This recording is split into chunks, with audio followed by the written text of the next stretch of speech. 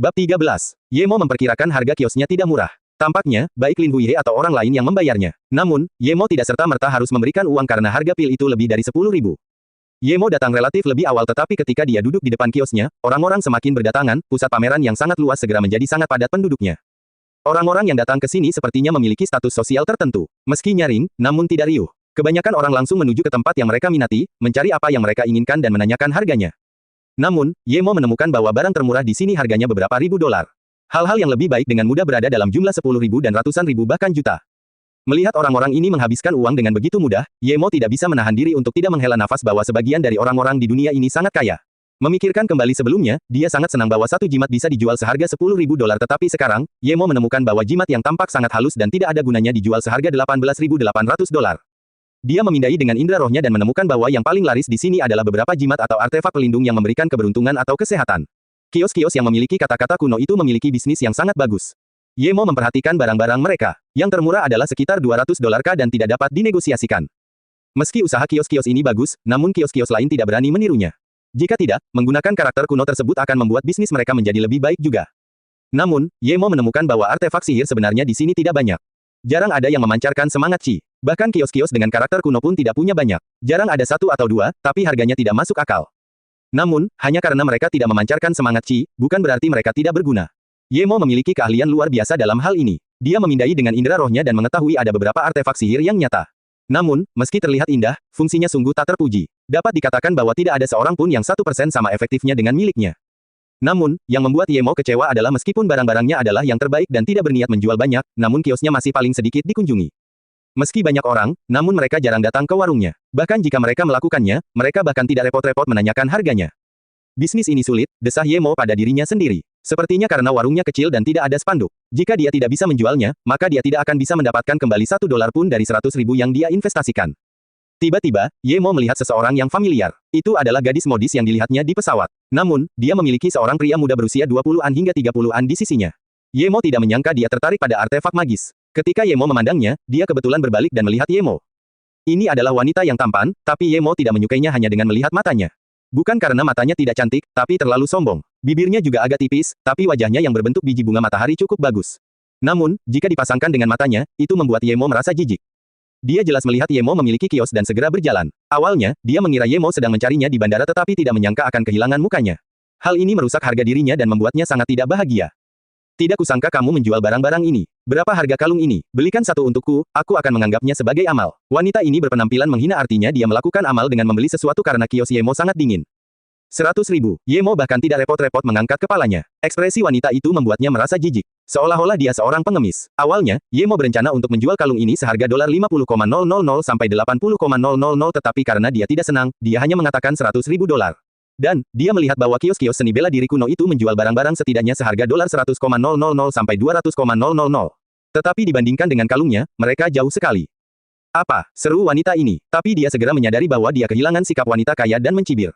Apakah kamu pikir kamu adalah sebuah kios kuno? Sebuah kalung yang nilainya hanya beberapa ratus dolar menjadi $100 kah? Dan kamu mau memeras uang dariku hanya karena aku kasihan padamu. Pantas saja Anda tidak punya bisnis, teruslah berusaha menjualnya.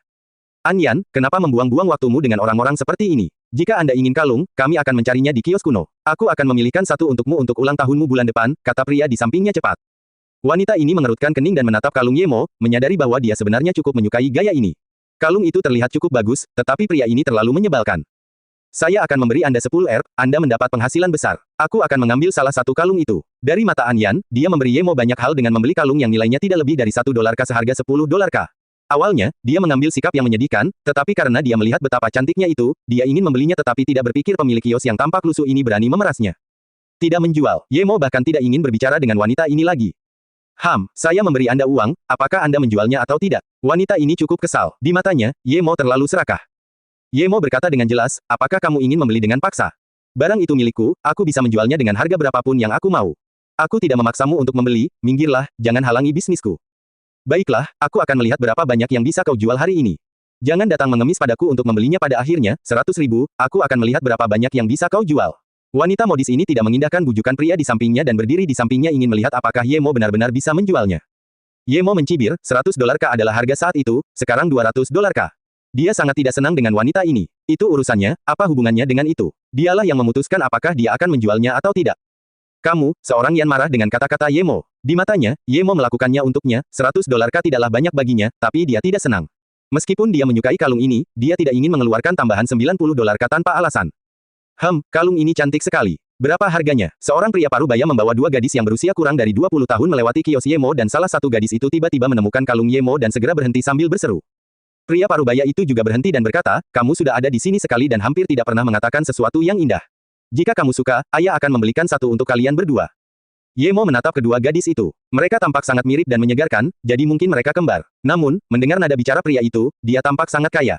Maksudnya, selama putrinya menyukainya, dia akan membelinya, tetapi putrinya tidak menemukan apapun yang mereka sukai setelah mencari-cari beberapa saat.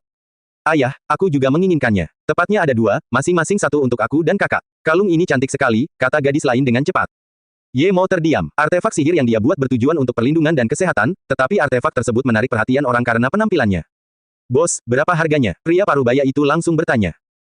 Dia ingin menjual barang senilai beberapa ratus dolar seharga $200 K. Anyan, yang belum pergi, segera berkata. Yemo dengan dingin menatap Anyan. Wanita ini terlalu menyebalkan. Jika dia tidak membeli, dia bisa marah, tapi dia masih usil di sini. Apa yang kamu lihat, tidak bisakah aku mengatakan yang sebenarnya kepada orang lain? Seorang yang melihat tatapan tajam Yemo dan segera berteriak tidak nyaman. Yemo tidak ingin berurusan dengannya, dia hanya menjual barang-barangnya kepada mereka yang menyadari nilainya. Namun, pria parubaya itu hanya tersenyum dan sepertinya tidak mengubah keinginannya karena perkataan Anyan. Dia hanya melihat ke arah Yemo dan bertanya, bolehkah saya bertanya apakah ini $200 K? Melihat pria parubaya itu masih menanyakan pertanyaan ini bahkan setelah mendengar kata-kata Anyan, dia langsung tahu bahwa pria parubaya ini memiliki keinginannya sendiri dan sangat kaya, atau dia tidak peduli dengan uang ini untuk ulang tahun putrinya. Memang, $200 K. Yemo tidak berpikir menjual satu kalung seharga $200 K itu mahal, kalungnya bernilai ini. Barang-barang yang lebih buruk darinya bisa dijual lebih dari ini. Oke, aku pesan dua. Kalung ini memang sangat cantik, pria parubaya ini langsung berkata. Yemo mendengar pria parubaya itu dan buru-buru berkata, saya tidak menjual kalung ini seharga $200 K karena penampilannya. Ini memiliki dua fungsi. Salah satunya adalah untuk seumur hidup, yaitu untuk meningkatkan kesehatan. Mereka yang memakai ini jarang sakit. Fungsi lainnya adalah defensif. Ada 3 muatannya, setelah dipakai, kalung ini akan hilang. Melihat Yemo masih menggertak, Anyan merasa lebih kesal, tapi dia tidak bisa berbuat apa-apa. Pria parubaya ini jelas tidak peduli dengan kata-kata Yemo. Menurutnya, jika kalung Yemo benar-benar memiliki kekuatan seperti itu, dia tidak akan menjualnya di kios sekecil itu. Ayah, kamu harus membelinya juga. Ia memiliki kekuatan defensif. Kita masing-masing dapat memilikinya, seorang gadis segera berkata. Pria parubaya itu jelas menyayangi putrinya dan mendengar perkataan mereka, dia langsung berkata, oke, salah satu dari mereka masing-masing. Bos, apakah ada yang lain? Ya, Yemo mengeluarkan kalung ketiga dan menaruhnya di atas meja. Melihat Yemo mengeluarkan yang ketiga, ada lebih banyak penghinaan di mata Anyan. Jika fungsinya benar-benar seperti yang Yemo katakan, maka kalung ini pasti sangat berharga, tapi dia bisa mengeluarkan sebanyak ini sekaligus. Jadi, terlihat bahwa ini mungkin diproduksi secara massal dari sebuah pabrik kecil. Jika artefak sihir asli dapat dibuat dengan mudah, maka artefak sihir akan dijual dengan harga murah dan tidak bernilai uang. Meskipun dia tidak terlalu paham dengan bisnis ini, dia masih mengerti bahwa artefak sihir itu langka. Bahkan di Jalan Lauda ini, tidak sedikit yang asli. Semua orang mengetahui hal ini, tetapi masih banyak orang yang membelinya. Tidak ada alasan lain selain mereka ingin bertemu yang sebenarnya. Meskipun pria parubaya itu tahu barang Yemo palsu, dia kecewa setelah melihat Yemo mengeluarkan begitu banyak. Namun, kekecewaan itu segera hilang. Dia tahu itu palsu dan membelinya hanya karena putrinya menyukainya. Bos, saya mau 3. Tolong bantu saya mengemasnya. Pria parubaya ini berterus terang. Oke, 3 harganya $600 K tapi saya akan memberimu diskon, $500 K. Yemo dengan santai mengurangi $100 K. Melihat Yemo memotong $100 K, pria parubaya ini merasa bingung. Di matanya, orang-orang seperti Yemo ada di sini untuk menipu orang. Semakin banyak dia berbuat semakin baik, bagaimana dia bisa mendapatkan $100 K? Tentu saja, $100 K tidak banyak baginya, tapi melihat pakaian Yemo, $100 K seharusnya menjadi angka yang besar. Tapi segera, dia mengerti bahwa Yemo benar-benar mengambil $100 K. Ini bukan 100 atau 2, itu keseluruhan $100 K. Namun Yemo tidak merasa itu apa-apa. Dia memiliki kesan yang baik terhadap pria parubaya. Meskipun $100 K bukanlah hal yang kecil, dia merasa bahwa uang bukanlah hal yang paling penting. Jika dia menginginkan uang, dia bisa memikirkan cara kapan saja. Terlebih lagi, klinik daringnya akan segera dimulai, apakah dia akan khawatir tidak punya uang untuk menghasilkan uang? Penampilan pria parubaya itu jelas menunjukkan bahwa dia mengira kalung itu palsu, namun dia tetap membeli 3 tanpa menawar harga. Ini membuat Yemo sangat menyetujuinya. Tidak peduli berapa banyak uang yang dia miliki, itu tetaplah uangnya dan mampu membelanjakannya berarti dia sangat mencintai putri-putrinya. Ditambah lagi, dia tidak pernah bermaksud menjual 3 kalung itu seharga $600 K, $200 K dan dia akan senang. Sekarang dia menjualnya seharga $500 K, dia sangat puas. Bantu aku mengemasnya dan beritahu aku nomor kartumu. Kita pergi ke distrik pajak bersama-sama, saya akan memberikan uangnya sekarang, kata pria parubaya ini dengan puas. Yemo baru menyadari sekarang bahwa dia tidak memiliki kemasan atau nomor kartu dan tidak bisa menahan diri untuk berkata, saya tidak punya paket, dan Tidak masalah jika tidak ada kemasannya, aku akan memakainya sekarang. Kemudian, salah satu gadis sudah memakai kalung itu dan memasukkannya ke dalam pakaiannya. Kalung ini terasa sangat nyaman. Gadis itu segera merasakan sensasi pembersihan roh. Pria parubaya itu tersenyum dan tidak berbicara. Dia mengira putrinya ingin memberitahunya bahwa uang itu dibelanjakan dengan bijak untuk membuatnya merasa lebih baik. Oke, tapi jangan bilang kamu tidak punya nomor kartunya juga. Melihat wajah Yemo yang bermasalah, pria parubaya itu bercanda. Yemo berkata tanpa daya, saya benar-benar tidak punya nomor kartu. Dia memang seorang POVO 1. Seorang yang awalnya merasa cemburu mendengar gadis itu mengatakan kalung itu nyaman. Lagi pula, dia juga menyukai kalung itu. Tapi sekarang dia tahu orang ini bahkan tidak punya kartu, dia bertanya-tanya bagaimana kalung itu dibuat.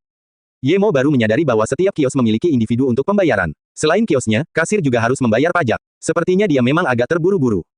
Kalung ini cukup cantik, berapa harganya? Tepat ketika pria parubaya itu juga tidak punya cara, orang lain datang untuk meminta kalung Yemo. 200 R. Yemo baru saja menjualnya seharga 200 dolar K, jelas dia tidak bisa memberikan dua harga. Orang yang bertanya adalah seorang pemuda yang tidak jauh lebih tua dari Yemo.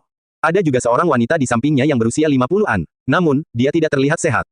Bu, kalung ini cukup cantik, aku akan membelikannya untukmu. Pemuda ini tampaknya memiliki hati yang berbakti. Wanita parubaya itu juga merasa bahwa kalung itu cantik dan ragu-ragu sebelum berkata, cukup cantik, tapi harganya terlalu mahal. Meskipun pemuda tersebut tidak merasa 200 R itu mahal, dia tampaknya takut ibunya akan mencelanya karena membuang-buang uang. Dan, orang lain membelinya saat itu, jadi tidak masuk akal untuk menawar. Melihat botol porselen di meja Yemo melihatnya menulis segala macam pil, dia segera mendapat ide dan buru-buru berkata, bagaimana kalau kamu memberiku sebotol pil juga? Alasan dia ingin membeli pil tersebut adalah untuk membuktikan kepada ibunya bahwa dia tidak ditipu. Faktanya, dia tidak berencana meminum pil tersebut. Untuk artefak sihir, dia bisa mengambil sikap mengujinya, tapi untuk pil yang tidak diketahui ini, dia pasti tidak akan mempercayainya. Yemo hanya bisa menyentuh hidungnya tanpa daya dan berkata, pil ini bukan sebotol pil, hanya ada satu di setiap botol, dan harganya lebih mahal daripada kalung. Biaya produksi pil ini memang lebih mahal dibandingkan kalung. Jika dia memberikannya begitu saja, maka dia akan kalah. Mendengar kata-kata Yemo, pemuda ini menjadi linglung. Membeli pil untuknya seperti membeli obat palsu, tapi sebenarnya harganya lebih mahal daripada kalung. Itu berarti lebih dari 200 dolar K. Seorang yang merasa lebih menghina Yemo. Hati orang ini mungkin hitam, 200 dolar R untuk kalung dan pil tak dikenal dijual lebih dari 200 dolar R. Dia benar-benar bertanya-tanya bagaimana pameran membiarkan penipu seperti dia masuk. Meskipun dia ingin pergi lebih dari sekali, tapi dia tidak bisa melepaskan kalung itu. Namun, dia terlalu malu untuk menurunkan harga dirinya demi membelinya. Maksudmu pil ini harganya lebih dari 200 dolar K. Meski kaya, pemuda itu tetap terkejut karena satu pil berharga 200 dolar K. Dia datang ke sini mengetahui bahwa harganya tidak akan murah, tetapi 200 dolar K terlalu buruk.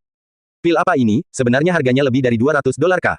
Seorang lelaki tua di samping mendengar dan segera datang untuk melihat botol porselen di kios Yemo. Termasuk pria parubaya dan kedua putrinya, semakin banyak orang yang datang ke kios Yemo. Kalung ini sangat cantik. Aku juga mau satu, berapa? Wanita lain yang berusia kurang dari 30 tahun datang ke sini. Yemo tidak bisa menahan diri untuk tidak mengeluh bahwa kalungnya sangat menarik bagi wanita. Namun, meski wanita ini memiliki tubuh bagus yang bahkan bisa dibilang berdada, wajahnya sungguh tak bisa dipuji. Bukan berarti wajahnya terlihat buruk, wajahnya tidak buruk, tapi nyatanya, dia memiliki perasaan sebagai wanita dewasa. Namun, yang membuat orang tidak ingin melihatnya lagi adalah banyaknya bintik-bintik itu dan itu bukan jerawat remaja. Meski dia memakai kacamata, bintik-bintik itu tidak bisa ditutupi. Bisa dibayangkan jika dia tidak memiliki bintik-bintik itu di wajahnya, dia akan menjadi wanita cantik. Semua orang menyukai kecantikan, dan meskipun wajahnya tidak begitu bagus, dia tetap menyukai kalung cantik itu. Yemo tersenyum dan berkata, sebenarnya Nyonya, saya pikir Anda harus lebih sering minum pil saya ini. Kemudian, Yemo mengeluarkan sebotol dan berkata, ini adalah pil kecantikan, cukup satu saja untuk membuat wajahmu halus dan berkilau seperti batu giok. Namun, harganya sedikit lebih mahal daripada kalungnya. Benar-benar, wanita itu segera meraih botol itu. Meski dia ragu, keputusasaan itu sudah mengkhianati pikirannya. Yemo tersenyum sekali lagi. Kak, menurutku jika kamu mampu membeli kalung seharga 200 dolar K maka kamu tidak perlu peduli dengan pil seharga 200 dolar K ini. Anggap saja ini sebagai memberi diri Anda peluang. Anda bisa mendapatkan uang, tapi Anda mungkin tidak memiliki kesempatan ini lagi. Tentu saja saya tidak akan memaksa Anda untuk membelinya, putuskan sendiri, tetapi hanya ada kesempatan ini. Saya tidak akan datang ke sini untuk menjual pil lagi. Yemo tiba-tiba menyadari bahwa dia sangat persuasif. Jika dia berbisnis, mungkin dia benar-benar punya potensi. Baiklah, aku akan mengambil salah satu kalungmu, kartu. Pemuda yang datang bersama ibunya melihat begitu banyak orang yang tertarik dengan barang-barang Yemo dan akhirnya mengambil keputusan dan mengambil sebuah kalung. Sebelum Yemo mengatakan apapun, wanita itu langsung berkata, oke, saya akan meminum pilmu. Kamu benar, bahkan jika kamu penipu, aku akan tetap memberi diriku kesempatan. Sedangkan untuk kalungnya, aku juga akan. Tunggu, sebuah suara tiba-tiba menyela wanita ini. Seorang lelaki tua berusia 70-an berjalan mendekat dan membungkuk kepada Yemo sebelum melanjutkan berkata, pelindung, bolehkah saya melihat kalung Anda? Yemo berbalik dan menatap wanita itu dan berkata, kakak, apakah kamu menginginkan ini? Jika kamu menginginkannya, itu milikmu, jika tidak, aku akan memberikannya kepada biksu ini. Ya, tentu saja aku menginginkannya. Saya ingin pil dan kalungnya juga, wanita itu bergegas dan berkata. Orang tua itu bergegas dan berkata, pelindung wanita, bolehkah saya melihat-lihat dulu? Mendengar biksu tua mengatakan ini, wanita itu hanya bisa menyerah. Biksu tua itu mengambilnya dan melihatnya. Dia menutup matanya lalu tiba-tiba membukanya, tapi matanya semakin cerah. Setelah beberapa saat, dia berkata, pelindung wanita, mungkinkah Anda memberikannya kepada saya? Saya akan membayar 300 R. Apa? Bukan hanya wanita ini saja yang kaget, tapi juga orang-orang di sekitarnya. Sejujurnya, selama ini semua orang membeli kalung tersebut karena terlihat cantik. Orang-orang di sekitar tidak kekurangan uang itu. Apakah biksu tua ini membeli kalung ini karena cantik juga? Seorang Yan, yang berdiri di samping, juga membeku. Seseorang benar-benar ingin membayar 300k untuk sebuah kalung. Namun dia langsung bereaksi dan dengan nada menghina berkata, bisa dibilang mereka bekerja sama, tidak profesional sama sekali. Namun, pemuda di sampingnya dengan serius berkata, mereka tidak bekerja sama, saya kenal biksu tua itu. Dia dari warung kuno itu. Dia sepertinya berasal dari kuil Jueyun. Orang seperti ini tidak akan pernah melakukan hal seperti itu. Tampaknya kalung itu benar-benar artefak ajaib. Ah, seru An Yan. Dia tidak menyangka orang yang menaikkan harga itu adalah seorang biksu tua dari sebuah kios kuno. Ini adalah tanda yang jelas bahwa barang-barang milik Ye Mo itu asli. Bagaimana kalau aku membelikannya untukmu? Pemuda ini tahu bahwa An Yan sangat menyukai kalung itu dan ingin menyenangkannya. Melihat ekspresinya, dia langsung berkata, oke, aku mau satu, tapi, seorang Yan sudah lama menginginkannya, tapi dia tidak bisa melakukannya demi harga dirinya. Namun, dia tidak menyangka akan menjadi seperti ini. Produk yang dikira palsu kini menjadi populer. Dia langsung mengira kalung ini telah hilang. Kalau tidak, mengapa biksu tua itu berebut satu dengan wanita itu?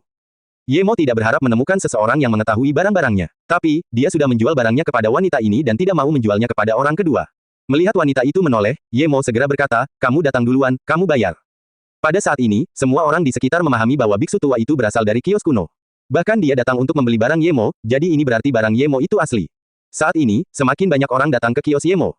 Pria parubaya itu juga menyadari bahwa dia mendapat penghasilan besar sehingga dia segera mendatangi Ye Mo dan berkata, jika kamu percaya padaku, aku akan memberimu cek dan aku dapat membantumu melakukan pajak.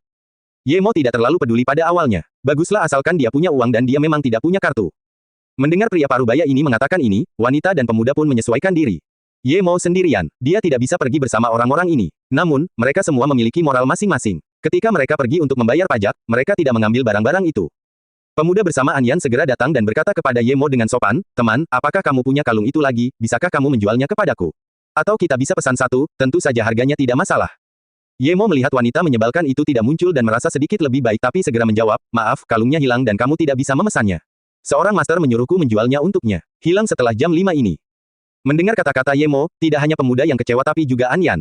Dia sangat menyesal tidak membeli satu seharga 100k. Namun, semakin banyak orang yang menanyakan hal tersebut. Pemuda itu melihat bahwa Ye Mo memang sudah kehabisan dan hanya bisa menatap dua orang yang membelinya saat itu. Mereka masing-masing memiliki satu di keluarga mereka. Dia bertanya-tanya apakah mereka bisa menjual satu untuknya. Memikirkan hal ini, pemuda itu berkata kepada gadis itu, halo, kamu membeli 3 kalung, bisakah kamu menjual satu kepada saya? Saya dapat membayar tambahan $100 kah? Gadis itu segera mengangkat sudut mulutnya sambil berkata dengan kesal, apakah menurutmu aku adalah seseorang yang kehilangan $100 kamu? Orang-orang di sekitar dapat mengetahui bahwa gadis itu memang tidak membutuhkan $100 kah itu. Ye Mo menghela napas dalam hati. Tampaknya kekuatan merek karakter kuno itu efektif. Dia bisa menjual 3 kepada pria parubaya itu murni karena keberuntungan. Namun, orang-orang yang datang kemudian adalah karena biksu tua dan mereknya. Saat ini, biksu tua itu masih menyelidiki pil di dalam botol Ye Mo. Dia terus mengendus dan bahkan bertanya apakah Ye Mo bisa mengeluarkannya untuk dilihatnya. Tentu saja, Ye Mo tidak keberatan. Beku tua itu membantunya beriklan. Meskipun dia cukup banyak menjual kalungnya, dia tetap berterima kasih kepada biksu tua itu. Pria parubaya dan wanita serta pemuda semuanya telah datang. Namun, pria parubaya itu memberikan cek senilai 2 juta untuk Ye Mo dan berkata, 2 lainnya telah memberi saya uang, dan saya membantu Anda mendapatkan cek tersebut. Saya juga sudah membayar pajak untuk Anda. Ye Mo memiliki kesan yang lebih baik tentang pria parubaya itu. Dia mungkin takut Ye Mo akan ditipu dan mengambil uang itu serta membantu Ye Mo mendapatkan cek. Dapat dilihat bahwa dia adalah orang yang bermoral, jika tidak, dia tidak akan melakukan ini. Ye Mo mengambil cek itu dan berkata, terima kasih, namun saya tidak punya uang sebanyak itu. Pria parubaya itu tersenyum dan melambai, saya tahu, saya masih ingin membeli beberapa botol pil Anda. Lihat berapa banyak pil yang bisa saya beli dengan sisa uang dan berikan saja saya beberapa botol. Mendengar kata-kata pria parubaya itu, biksu tua itu berkata sebelum Ye Mo dapat mengatakan apapun, pelindung, saya akan mengambil sisa pilnya, sebutkan harganya. Tampaknya biksu tua itu takut orang lain akan membeli sisanya dan malah berbicara terlebih dahulu. Memang benar, begitu biksu tua itu berbicara, orang-orang di sampingnya mulai menyesal. Ye Mo tersenyum, oke, 200 pil kalau begitu. Namun, saya bukan pelindung, saya akan mengambil uang. Ye Mo tahu bahwa dari semua orang di sini, dia mungkin yang termiskin tetapi dia tidak merasa perlu untuk meminta bayaran lebih. Ye Mo mengambil 4 botol dan memberikannya kepada pria parubaya itu dan berkata, ada 2 botol pil darurat yang sama. 1 botol pil kecantikan dan 1 botol lagi untuk budidaya. Saya telah menuliskan secara spesifik pada kertas di dalam botol. Buka sendiri dan lihat.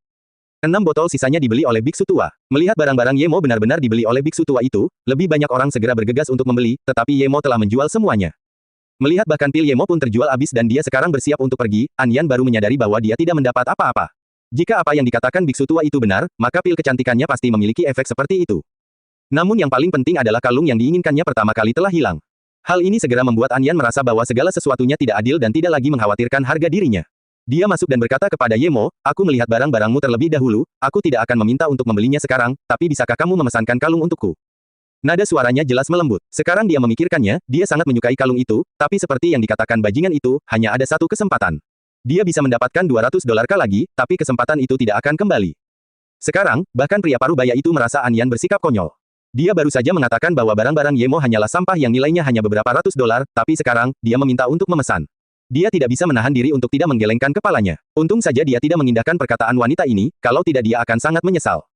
Yemo benar-benar ingin memesan di muka dan kembali melanjutkan pembuatannya, tetapi dia tahu bahwa hal ini hanya bisa berhenti sekarang.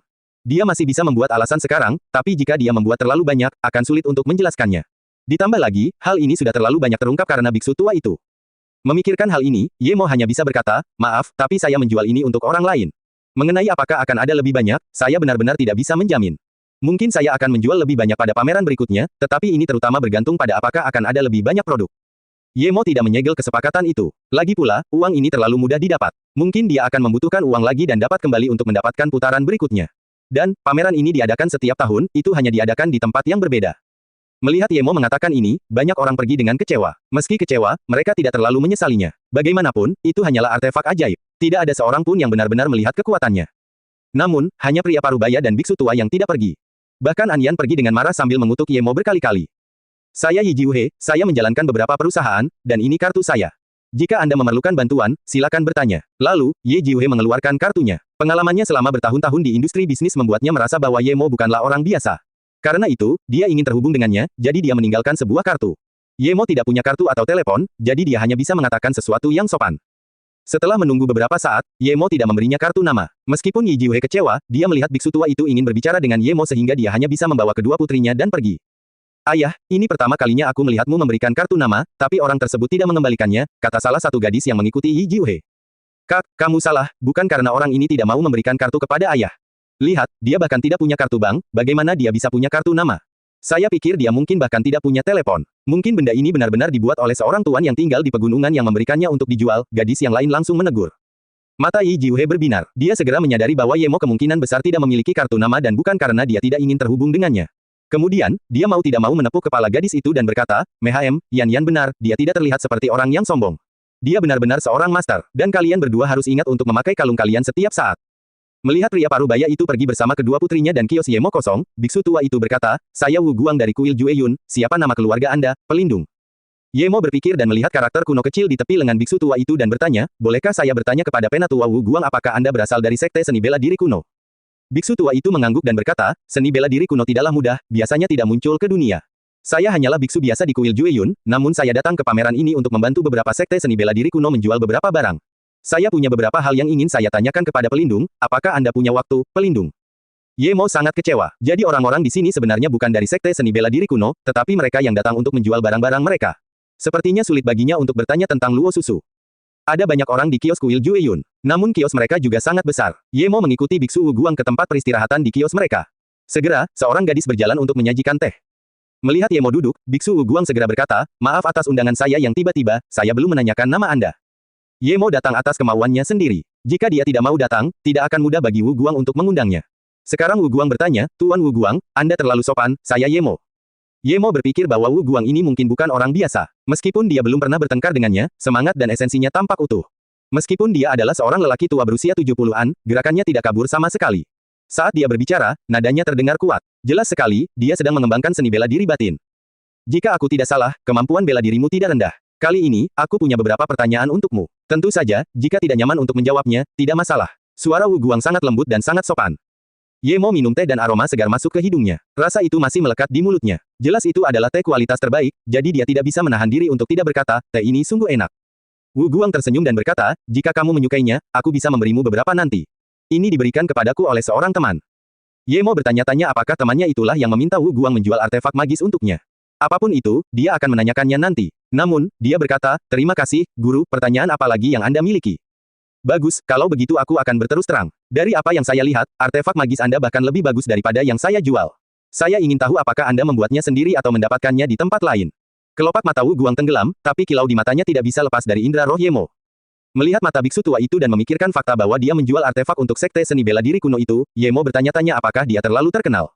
Jika salah satu sekte itu menginginkannya dan membawanya kembali sebagai tikus percobaan, maka dia akan pergi. Dia tidak berpikir bahwa dengan kekuatannya saat ini, dia akan menjadi tak terkalahkan. Memikirkan hal ini, Ye Mo berdiri dan memberi hormat kepada biksu tua itu, "Guru, saya ingin meminta bantuan Anda." Wu Guang menutup tangannya. "Ya, jangan sopan, terus terang saja." Namun Ye Mo duduk lagi dan berkata, "Artefak dan pil ajaib ini semuanya dibuat oleh seorang tetua di sekte saya, namun, dia tidak ingin keluar ke dunia luar jadi dia menyuruh saya menjualnya untuk mereka. Namun, dia tidak membutuhkan uang. Sebenarnya, saya hanya tahu sedikit tentang hal-hal semacam ini." Setelah melihat sekali reaksi Wu Guang, Ye Mo berhenti sejenak sebelum melanjutkan, "Hal yang ingin saya minta bantuan Anda adalah tolong jangan memasukkan pil ini ke sekte seni bela diri kuno untuk mencegah sesepuh itu tersinggung." Namun, Ye Mo berpikir dalam hati bahwa sepertinya Wu Guang tidak benar-benar memahami kekuatan artefak yang dijualnya. Jika dia tahu, maka dia mungkin tidak akan bersikap seperti ini, tetapi untung saja dia tidak tahu karena dia terhubung dengan sekte. Jika dia mengungkapkan kekuatan Ye Mo, maka itu tidak akan baik. Sepertinya dia harus mengurangi kontak dengan biksu ini. Setelah urusan hari ini selesai, dia akan segera pergi. Memikirkan hal ini, Ye Mo memberi hormat dengan tinjunya. "Tuan Wu Guang, saya juga punya sesuatu yang ingin saya tanyakan kepada Anda." "Silakan bicara." Melihat Ye Mo mengatakan dia tidak membuat benda-benda ini, Wu Guang mengerti. Lagi pula, seseorang semuda Ye Mo tidak akan mampu membuat artefak ajaib seperti itu. Selain itu, barang-barangnya tampak dibuat dengan sangat baik, memberikan perasaan tenang. Itulah sebabnya dia ingin membelinya. Dia tidak menyadari efek sebenarnya dari item tersebut seperti yang dipikirkan Ye Mo. Jika dia mengetahuinya, maka dia mungkin akan membawanya kembali tidak peduli seberapa mahal harganya. Bahkan jika dia tidak menyerahkannya kepada sekte, dia akan menyimpannya sendiri untuk penelitian. "Saya ingin bertanya apakah sekte seni bela diri kuno adalah sekte yang tersembunyi. Bagaimana cara saya masuk jika saya ingin memasuki sekte tersembunyi?" Dia hanya sesekali mendengar tentang sekte tersembunyi dari Luo Susu. Meski dia tidak bertanya, dia mengingatnya. Mendengar pertanyaan Ye Mo, Wu Guang memandang Ye Mo dengan aneh. Dia tidak menyangka Ye Mo tahu tentang sekte tersembunyi. Tidak banyak orang yang tahu tentang sekte tersembunyi. Sejak Ye Mo bertanya, Wu Guang tidak memutuskan untuk menyembunyikannya darinya.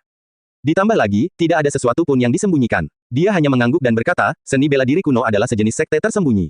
Selain itu, masih ada jalur lain seperti sekte Dao, sekte kuning, sekte rune, dan lain sebagainya. Namun, jika Anda bukan salah satu dari mereka, sebaiknya jangan mencoba masuk karena meskipun saya memberitahu Anda caranya, Anda tidak akan bisa sampai ke sana. Bahkan jika kamu berhasil masuk, kamu akan langsung terbunuh. Berbicara tentang ini dan melihat wajah Ye Mo yang bingung, dia mengira Ye Mo bertanya-tanya mengapa sekte tersembunyi bisa membunuh orang dengan begitu mudah, jadi dia menjelaskan, membunuh di dalam sekte bukanlah tindakan ilegal, karena tidak ada yang bisa masuk karena di mana masing-masingnya berada, saya juga tidak tahu. Meskipun Wu Guang tidak mengatakan di mana sekte tersembunyi itu berada, Ye Mo memahami sebagian besar hal. Luo Susu seharusnya menjadi salah satu barisan dalam sekte tersembunyi, dan orang-orang ini semuanya adalah orang gila yang berkultivasi. Mereka biasanya tidak mau keluar atau tidak diizinkan keluar. Namun, setiap sekte tidak mungkin seketat itu, dan selalu ada beberapa orang yang gelisah yang keluar. Setelah kehabisan, mereka akan menggunakan kemampuannya untuk membangun karir bagi diri mereka sendiri. Sejak Wu Guang mengatakan ini, dia tidak perlu bertanya tentang Luo Susu.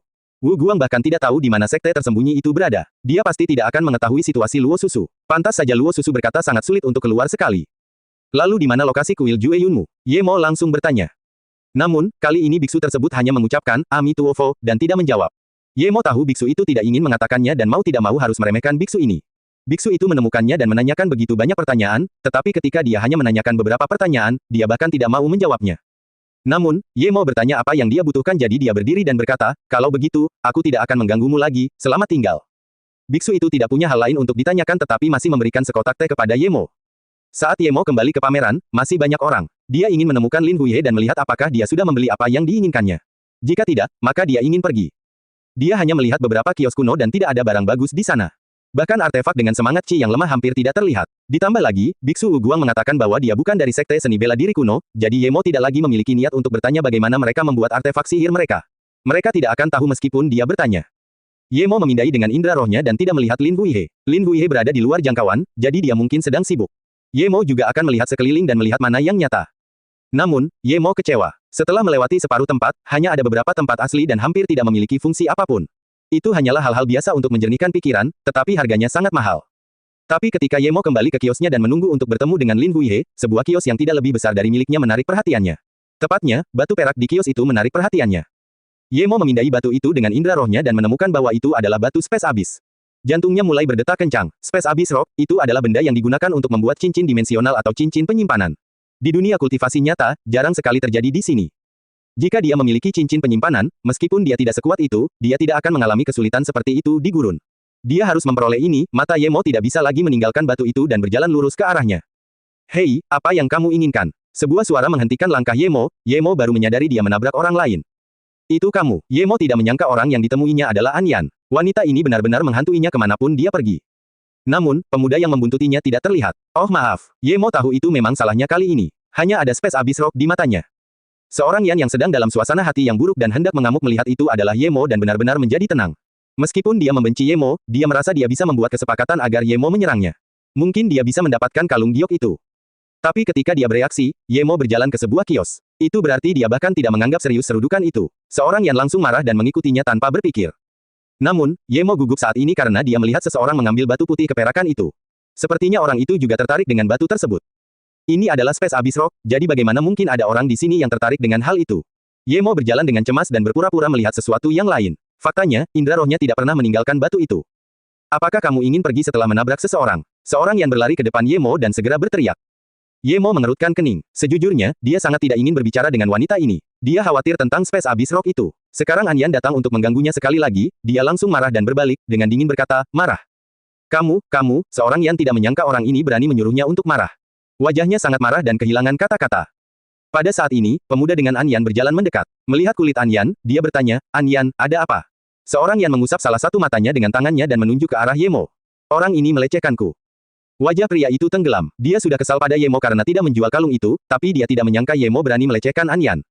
Dia segera berjalan mendekat dan ingin meraih bahu Ye Mo. Tapi sebelum tangannya mencapai bahu Ye Mo, tangan Ye Mo sudah meraih pergelangan tangannya dan dengan dingin berkata, jika kamu berani bergerak lagi, aku akan menginjakmu di bawah kakiku, kesal.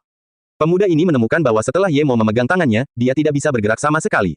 Sementara itu, hawa dingin menusuk tulang menjalar ke sekujur tubuhnya. Pemuda ini tidak biasa. Begitu situasi itu muncul, dia langsung tahu bahwa dia hanyalah lelucon dibandingkan dengan Ye Mo. Orang yang berani melecehkan An Yan ini pastilah seorang master, seseorang yang berkali-kali lebih kuat darinya. Dia yakin meskipun tuannya ada di sini, dia tetap bukan tandingannya. Bertemu dengan master seperti itu di pameran, keringat dingin langsung mengalir di punggung pria itu. Dia memikirkan tentang Ye Mo yang menjual barang sebelumnya. Apakah dia benar-benar berasal dari sekte seni bela diri kuno? Kalau tidak, mengapa biksu itu ingin berbicara dengannya secara pribadi? Namun, untungnya saat ini, Ye Mo telah melepaskan tangannya dan tidak terlalu memperhatikannya. Sebaliknya, dia terus mengawasi kios itu. Bos, berapa harga batu ini? Mendengar suara ini, hati Ye Mo langsung tenggelam. Sepertinya orang itu sangat menginginkan batu itu. Kalau tidak, dia tidak akan bertanya seperti ini. Ye Mo sedang berpikir cepat. Jika orang ini benar-benar membeli Space Abyss Rock, dia akan membelinya kembali. Jika dia tidak menjualnya, maka dia akan berusaha mendapatkannya meskipun itu berarti mencuri. Benda ini terlalu berguna bagi Ye Mo. Awalnya, dia mengira tidak akan ada material bagus seperti itu di bumi, tapi sekarang setelah dia menemukannya, tidak mungkin dia akan melepaskannya. Ditambah lagi, Space Abyss Rock jauh lebih berharga daripada Silver Heart Grace. $100 pemilik kios memberi harga. Mahal itu. Ini hanya batu, saya hanya ingin menggunakannya untuk hiasan karena warnanya sangat langka. Apakah bisa lebih murah? Kata pria yang memegang batu itu. Saat ini, Ye Mo menatap pria itu. Dia berusia 30-an dan bertubuh langsing. Namun, dia terlihat sangat tangguh. Berdasarkan pengalaman Ye Mo, orang ini adalah orang yang ganas. Yang menarik perhatian Ye Mo adalah pria ini memancarkan aura suram. Orang yang sensitif terhadap hal ini bahkan akan merasa kedinginan. Barang ini hanya $100 tetapi dia masih menawarnya, artinya dia tidak kaya atau dia tidak punya banyak uang. Pemilik kios menggelengkan kepalanya setelah mendengar kata-kata itu. Maaf, tidak ada tawar-menawar. Saya membantu teman menjual ini. Oh begitu, pria itu meletakkan batunya dan mulai berpikir. Ye Mo segera mengambil batu itu setelah melihat pria itu meletakkannya. Ini bukan lagi waktunya untuk berpura-pura tidak peduli. Meskipun pria ini belum memutuskan, dia akan membelinya terlebih dahulu. Aku akan mengambil batu ini. Ye Mo segera mengambil batu itu dan berkata. Pemilik warung tidak menyangka batu ini tiba-tiba menjadi begitu populer. Tepat ketika pria itu meletakkannya, Ye Mo sudah mengambilnya. Melihat Ye Mo mengambil batu itu, pria yang masih ragu itu segera berganti pakaian dan berkata, aku dapat batu ini dulu, apa hakmu untuk membelinya? Berikan saja, aku akan membelinya. Lalu, dia akan mengambilnya dari tangan Ye Mo. Ye Mo mencibir, ada begitu banyak orang di sini, mengapa aku tidak mendengarmu mengatakan bahwa kamu menginginkannya? Bos, katakan padaku, siapa yang memutuskan untuk membelinya terlebih dahulu? Bos memandang kedua orang itu dengan canggung dan berkata, teman ini yang datang lebih dulu. Dia menunjuk pria itu, tapi sebelum pria itu tersenyum, dia menunjuk ke arah Ye Mo dan berkata, tapi yang pertama mengatakan dia ingin membeli adalah yang ini. Pria itu akan langsung marah, tapi dia sadar dia tidak punya alasan untuk itu. Pemilik toko tidak salah sama sekali. Saya akan membelinya seharga $200 K, berikan padaku, dia belum membelinya. Pria itu marah. Dia tidak berpikir bahwa barang yang dia inginkan akan dibeli begitu dia ragu-ragu sejenak. Pemilik toko memandang Ye Mo dengan nada meminta maaf. Meskipun dia tahu Ye Mo yang memutuskannya terlebih dahulu, tetapi orang lain memberi $200 K. Oke, saya juga akan membayar $200 kemudian, Yemo memberikan cek itu kepada pemilik toko. Ini cek 2 juta, kasih kembalian 1,8 juta saja. Namun, pemilik toko tidak mengambil cek tersebut dan malah mengubah wajahnya. Semua transaksi di sini dilakukan secara tunai atau dengan kartu. Hanya teman atau orang yang dikenalnya yang akan melakukan transaksi. Yemo adalah orang pertama yang menggunakan cek dan meminta 1,8 juta uang kembalian. Maaf Pak, kami tidak menerima cek, hanya tunai atau transfer bank. Pemilik warung langsung menolak. Wajah Yemo juga berubah. Dia tidak berpikir bahwa orang-orang tidak mengambil cek. Dia percaya pada sebuah cek, tapi itu tidak berarti semua orang mempercayainya. Jika mereka tidak mengambil cek, berarti dia tidak bisa membayar. Jika dia tidak bisa membayar, apakah dia akan berebut batu itu? Melihat orang yang dia benci tidak bisa mengeluarkan uang, Anyan bersukacita. Meskipun dia tahu bahwa cek di tangan Yemo mungkin asli, dia tetap senang melihat situasi ini. Sudah beberapa kali dia menderita di tangan Yemo di pesawat. Sekarang Yemo menderita, tidak mungkin dia tidak bahagia. Pemuda di sebelah Anyan menariknya, ayo pergi. Mengapa? Saya masih belum mendapatkan retribusi. Bagaimana aku bisa membiarkannya seperti ini? Kata Yan dengan tidak senang. Dia masih punya niat lain. Jika Yemo tidak punya uang dan meminta uang padanya, dia akan meminjamkannya tetapi meminta kalung itu sambil mengejek Yemo. Namun, pemuda itu dengan tenang berkata, ini bukan orang yang sederhana, kita akan bicara di samping. Tak berdaya, Anyan berjalan ke samping bersama pemuda itu. Pada saat ini, pemilik kios mengambil Space Abyss Rock dari Yemo dan menaruhnya di atas meja. Niatnya jelas, siapapun yang mampu bisa mendapatkan batu itu. Wajah Yemo berubah. Tidak mungkin dia menyerah pada Space Abyss Rock, tapi dia tidak bisa mengeluarkan uang. Dia memikirkan Anyan di sampingnya. Bukankah dia menginginkan kalung? Dia akan memberinya satu dan meminjamkan uang darinya. Tapi saat Yemo berbalik, Anyan sudah pergi. Dia tidak bisa menahan diri untuk tidak mengerutkan kening lagi. Tentu saja, Anyan tidak berpikir bahwa rencana kecilnya akan berhasil jika pemuda itu tidak menariknya pergi. Yemo benar-benar akan meminta uang darinya. Namun dalam waktu singkat, pria berwajah muram itu berkata, katakan pada kasirmu untuk memeriksaku, aku akan segera memberimu $200. Pemilik kios ini tidak lagi peduli dengan Yemo. Akan sulit untuk menjual batu ini seharga $100, tapi sekarang dia menjualnya seharga $200. Dia segera menyuruh kasir untuk memeriksa dengan pria itu sementara dia mengemas batu itu. Yemo menatap batu itu tanpa daya. Dia benar-benar tidak bisa menyalahkan pemilik warung. Meski karakternya tidak bagus, dia adalah seorang pengusaha. Tentu saja dia ingin mendapat lebih banyak uang. Bos, dari mana kamu mendapatkan batu ini? Yemo berpikir mungkin ada lebih banyak lagi dari mana asalnya. Seolah sedikit meminta maaf kepada Yemo, pemilik kios menjawab, dari perkataan teman saya, dia mengambilnya di dekat pantai Qingdao. Mengenai di mana tepatnya, saya tidak tahu. Mendengar kata-kata pemilik kios, Yemo terdiam. Jika dia bisa mengambil Space Abyss Stone di pantai, maka jumlahnya akan terlalu banyak. Namun, dia tidak yakin apakah pemilik kios mengatakan yang sebenarnya, jadi dia hanya bisa menggelengkan kepalanya dan pergi. Setelah meninggalkan kios, Yemo diam-diam berjalan di belakang pria itu dan membuat tanda indera spiritual. Karena dia tidak bisa membelinya, maka dia tidak punya pilihan selain mencurinya. Benda ini lebih berguna baginya daripada bagi orang lain, tetapi orang lain harus membelinya. Yemo tidak memiliki beban moral untuk mencurinya dari pria ini. Pria berpenampilan suram ini jelas bukan seseorang yang mudah dikacaukan, tapi Yemo sama sekali tidak takut dengan tipe ini. Ditambah lagi, dia dengan jahat menaikkan harganya. Lihatlah bagaimana biksu itu menaikkan harganya. Setelah orang tersebut membelinya, dia akan membelinya dengan tambahan dari orang tersebut. Jika orang tersebut tidak setuju, dia akan menyerah. Tentu saja, Yemo tidak menyangka pria ini memiliki tekad Wu Guang, tapi pria itu juga tidak mengharapkan dia memiliki tekad Wu Guang. Seorang Yan yang baru saja melihat Yemo kembali dengan sedih ke kiosnya tidak bisa menahan diri untuk berpikir, layanan baik untuk Anda. Saat ini, Lin Huihe dan teman-temannya telah kembali. Meskipun Yemo tidak tertarik menanyakan apa yang mereka beli, Lin Huihe dengan bersemangat menunjukkan kepada Yemo artefak ajaib yang baru saja dia beli. Ini adalah artefak sihir penenang jiwa. Ini akan membantu tidur jika ditaruh di samping tempat tidur. Meskipun tampak indah dari luar, efeknya terlalu buruk. Jika tidak lama lagi, mungkin Yemo akan membantunya memperbaikinya. Namun sekarang, Yemo sudah kehilangan minat dan dengan santai berkata itu tidak buruk. Kakak Ye, apakah kamu sudah selesai berjualan juga? Kalau sudah selesai, ayo pergi. Dari sudut pandang Lin Huihe, akan sangat beruntung jika Yemo bisa menjual barang-barangnya seharga beberapa ribu. Yemo tersenyum dan berkata, Saudara Lin, kamu kembali dulu, aku masih ada beberapa hal yang harus dilakukan. Aku akan mengunjungimu nanti. Oh, aku juga punya sekantong teh di sini. Seorang teman memberikannya kepadaku, itu milikmu sekarang. Melihat Yemo sibuk, Lin Huihe tidak terlalu keberatan. Dia mengambil teh dan pergi bersama temannya. Setelah Lin Huihe pergi, Yemo hanya duduk di kiosnya dan tidak berbelanja. Dia hanya menjaga perasaan rohnya pada pria yang tampak suram itu. Jika dia tidak mendapatkan batu ini, dia tidak akan menyerah. Dengan potongan sebesar itu, ia dapat membuat 2 cincin penyimpanan. Meskipun Anyan ingin naik dan mengejek Yemo, dia melihat kulit Yemo yang kesal dan teringat cara kejamnya yang menyuruhnya untuk marah dan menahan tindakannya. Namun, Yemo memperhatikan bahwa pria yang membeli batu itu tidak pergi dan masih berjalan-jalan. Namun, Yemo bersabar. Bahkan jika pria itu tinggal sampai gelap, dia tidak akan keberatan. Dan, Yemo juga memperhatikan bahwa seorang pria berambut panjang mengikuti pria itu tetapi keduanya tidak berbicara. Setelah pria itu berjalan sekitar 20 menit lagi, dia akhirnya sampai ke pintu keluar. Yemo hanya menjaga perasaan rohnya dan tidak berjalan. Seperti yang diharapkan, pria itu berjalan di sekitar pintu keluar beberapa saat sebelum pergi. Yemo memperhatikan bahwa dia benar-benar pergi dari pintu keluar yang aman. Pria berambut panjang itu tidak pergi bersamanya. Ye Mo segera menggunakan sihir tembus pandang dan mengikutinya. Karena An Yan masih kesal dengan kalung itu, dia menatap Ye Mo, tetapi ketika dia berkedip, dia benar-benar menemukan bahwa Ye Mo menghilang. Dia pikir dia terlihat salah dan menggosok matanya, tetapi Ye Mo benar-benar menghilang. Dia linglung. Dia tidak tahu apakah dia berkedip terlalu lama atau dia melihat sesuatu. Pria suram ini membawa tas tangan dan berjalan di samping Audi. Dia melihat sekeliling dan mengeluarkan sebatang rokok tetapi tidak terburu-buru untuk pergi. Sepertinya dia sedang menunggu seseorang. Jika dia adalah tahap 2 Cigetering, Ye Mo mungkin akan membunuh orang ini atau menjatuhkannya dan mengambil Space Abyss Rock. Namun pada saat ini, hal itu tidak diperlukan. Dia pikir dia harus mengikuti mobilnya tetapi karena pria ini tidak pergi, itu akan menghemat lebih banyak waktu. Ye Mo hanya mengambil batu itu tanpa menggunakan pengganti tembus pandang. Dia segera pergi. Jika dia tidak bisa membuat cincin penyimpanan sebelum pergi ke Beijing, setidaknya dia perlu menyiapkan bahan lainnya. Sebelum pria itu selesai merokok, pria berambut panjang itu berjalan mendekat. Keduanya benar-benar bersama. Keduanya mengangguk setibanya di sana ketika pria suram itu merogoh tas di tangannya. Dia ingin mengeluarkan Space Abyss Rock dan menunjukkannya kepada pria berambut panjang. Tapi ketika dia mengulurkan tangannya, wajahnya berubah dengan cepat. Dia menemukan bahwa batu yang dia habiskan 200.000 telah hilang. Dia benar-benar meninggalkannya di sana dan tas itu selalu ada di tangannya, jadi bagaimana tas itu bisa hilang? Ditambah lagi, dengan kekuatannya, bagaimana mungkin dia tidak mengetahui seseorang mencuri sesuatu darinya? Sumu, ada apa? Pria terakhir menyadari ada sesuatu yang salah dan bertanya. Pria bernama Sumu hanya memegang tasnya tanpa segera menjawab. Apakah kamu kehilangannya? Pria berambut panjang itu bertanya dengan gugup. Dari ekspresinya, orang dapat mengetahui betapa berartinya hal itu baginya. Pria bernama Sumu menggelengkan kepalanya. Tidak, benda itu masih ada di sana. Mendengar perkataan Sumu, pria berambut panjang itu merasa lega. Karena benda itu masih ada di sana, apa yang kamu takutkan? Tapi aku merasa kehilangan sesuatu yang ribuan kali lebih berharga dari itu, Sumu menggelengkan kepalanya. Wajahnya suram. Hentikan omong kosong, apa yang lebih berharga daripada artefak penyerang dari sekte tersembunyi?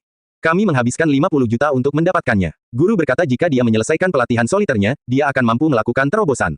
Lalu, dia akan pergi menemui Qian Longtou. Bahkan jika dia tidak melakukan terobosan, Qian Longtou akan lebih berhati-hati dengannya dengan artefak penyerang ini, kata pria berambut panjang itu. Pria bernama Sumu mengerutkan kening dan menjawab setelah sekian lama, itu karena aku merasa benda yang hilang adalah kata master batu penginderaan roh. Guru berkata bahwa ada sejenis batu yang jika Anda memegangnya dengan tangan Anda dan memejamkan mata dan merasakannya dengan tubuh Anda akan merasakan perasaan menyebarkan semangat Anda. Anda bahkan bisa merasakan luasnya serta nuansa ruang waktu yang tak terlukiskan. Batu ini sangat penting dalam membantu saya melakukan terobosan. Berbicara sampai sekarang, dia melihat ke arah pria berambut panjang dan berkata, jika itu adalah batu penginderaan roh dan master mendapatkannya, maka dia akan memiliki peluang lebih besar untuk menerobos. Mungkin kita bisa menggunakan batu ini untuk terobosan di masa depan. Batu yang membuat Anda merasakan keluasan ini tak ternilai harganya. Tidakkah menurutmu itu jauh lebih berharga daripada barang yang ingin kita beli? Benarkah ada batu seperti itu? Kalau begitu bagi seniman bela diri kuno sejati seperti Master, batu itu adalah, pria berambut panjang itu tidak berbicara selebihnya, tapi Sumu tahu apa maksudnya. Jika batu itu benar-benar batu penginderaan roh, maka nilainya pasti lebih dari 50 juta artefak penyerang itu. Wajah Sumu serius. Seharusnya itu dia, kalau tidak, kenapa dia begitu memperhatikannya? Artinya dia tahu betapa istimewanya batu itu. Karena dia ingin membeli itulah yang membuatku mengambil keputusan. Hanya dia yang mempunyai motif untuk mencurinya, karena batu itu telah hilang. Kau yakin tidak diikuti? Pria berambut panjang itu segera mengerti. Jika semuanya benar-benar seperti yang dikatakan Sumu, maka batu itu pasti jauh lebih berharga. Sumu menggelengkan kepalanya. Jelas tidak, mungkin, Sumu tiba-tiba tanpa sadar melihat ke pameran dan berkata kepada pria berambut panjang, ayo masuk lagi, beritahu penyelenggara untuk menutup pintu dan menyelidikinya. Pria berambut panjang itu mengerutkan kening dan berkata, kalau begitu, kita memberitahu Metal River bahwa kita telah datang. Memangnya kenapa kalau mereka tahu? Metal River adalah milik Paman Metal dan Tuan, bukan milik Wu Sueming. Kalau Tuan tidak sedang dalam pelatihan isolasi sekarang, Paman Metal pasti sudah menyingkirkannya dengan kesombongannya dan mengabaikan kata-kata Paman Metal. Kita biarkan dia berkeliaran selama beberapa hari. Dia sudah lupa siapa yang memberinya wewenang. Wajah Sumu yang muram tampak lebih muram dengan nada suaranya yang muram. Pria berambut panjang itu mengangguk. Wu Sueming itu terlalu sombong akhir-akhir ini. Kemudian keduanya kembali ke pameran. Ye Mo kembali ke klinik dengan suasana hati yang baik, tetapi dia melihat Lu Xiaozhen dan Yu Erhu sedang membicarakan sesuatu. Mereka bergegas menyambut Ye Mo setelah melihatnya kembali. Apa yang membuatmu begitu senang? Ye Mo bertanya dengan santai melihat mereka berdua sangat bahagia. Tuan, Xiaozhen telah menemukan sebuah rumah besar. Cuma agak jauh dan harganya 1,8 jutaan. Karena keluarga ini terburu-buru untuk pergi, harganya tidak terlalu mahal, jawab Yu Erhu. Ye Mo juga sangat senang mendengar mereka telah menemukan tempat baru. Dia tidak keberatan jika jaraknya jauh. Dia ingin itu jauh dan terpisah. Dia segera memberikan cek itu kepada Lu Xiaozhen, gunakan uang ini untuk membeli rumah besar itu, semakin cepat semakin baik. Lu Xiaozhen mengambil cek itu. Melihat angka-angka di sana, dia hampir berteriak. Guru baru saja keluar setengah hari dan membawa kembali 2 juta. Ini terlalu tidak masuk akal. Tapi kemudian dia langsung memikirkan kata-kata Ye Mo dan menyeret Yu Erhu bersamanya. Namun sebelum dia pergi, dia teringat sesuatu dan bertanya, Guru, berikan saya kartu identitas Anda. Ye Mo melambaikan tangannya. Gunakan milikmu sendiri, waktu adalah yang terpenting. Lu Xiaozhen menjulurkan lidahnya tetapi juga mengetahui karakter Ye Mo, jadi dia tidak bertanya lagi. Alasan Ye Mo ingin pindah secepat itu adalah karena Lin Huihe tahu dia pergi, dan Lin Huihe tahu di mana dia tinggal. Jika seseorang ingin pindah, tidak akan sulit bagi orang itu untuk menemukannya. Terlebih lagi, dia mendapatkan batu abis luar angkasa hari ini. Orang lain tidak tahu nilainya, tetapi dia tahu. Dia hanya tidak tahu apakah pria berwajah muram itu membeli batu itu karena alasan yang sama, tetapi terlepas dari itu, dia harus waspada. Tentu saja, alasan utamanya adalah karena dia ingin menanam rumput hati peraknya di sana. Meskipun tidak mati di sini, tapi sepertinya tidak terlalu hidup. Daripada menunggu mati di sini, lebih baik pindah tempat. Jika tempat itu masih tidak berhasil, maka dia mungkin benar-benar akan pindah kembali ke Ninghai.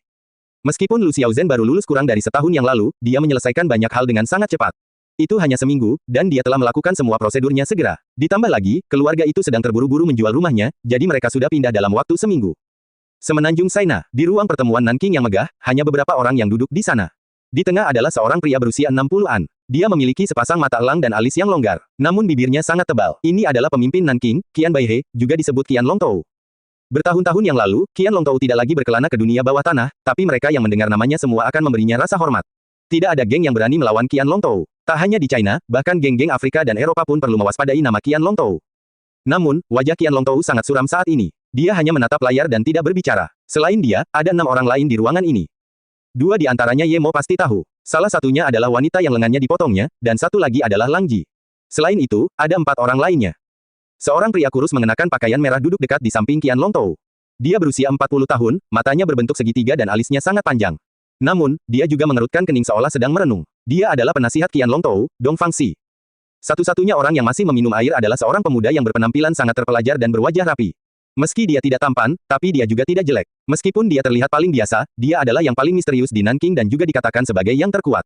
Dia adalah Wu Qiang. Adapun seberapa kuat dia, tidak ada yang tahu. Hanya Lang Ji yang tahu sedikit tentang kekuatannya, tapi Lang Ji jelas bukan tandingannya. Bahkan Qian Longtou sedikit menghormati dia.